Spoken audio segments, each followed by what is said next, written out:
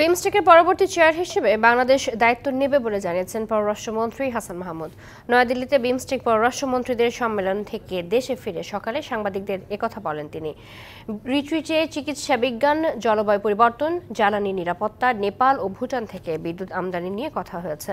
ভারতের পররাষ্ট্রমন্ত্রী জয়শঙ্করের সাথে আলোচনায় পচনশীল পণ্য আমদানিতে বাংলাদেশের জন্য কোটা দেওয়ার বিষয়টি উঠে এসেছে বলেও জানান পররাষ্ট্রমন্ত্রী।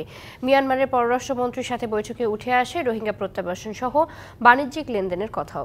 এর আগে ইইউ রাষ্ট্রদূতের সাথে সৌজন্য সাক্ষাৎ করেন হাসান মাহমুদ। অনুন্নত থেকে উন্নয়নশীল রাষ্ট্রে উন্নীত হতে ইইউ সাথে থাকবে বলেও রাষ্ট্রদূত জানিয়েছেন।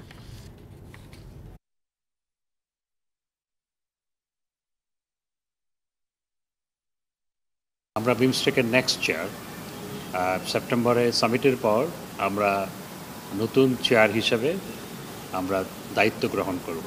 যেগুলো আলোচনা হয়েছে যে ক্লাইমেট চেঞ্জের ক্ষেত্রে, আমাদের এগ্রিকালচার অ্যান্ড ফুড সিকিউরিটির ক্ষেত্রে, আমাদের এনার্জি সিকিউরিটি এনশিওর করার ক্ষেত্রে এবং মেডিকেল সায়েন্স এবং মেডিকেল ট্রিটমেন্ট করার ক্ষেত্রে আমাদের দেশগুলোর মধ্যে একটি সহযোগিতা প্রয়োজন।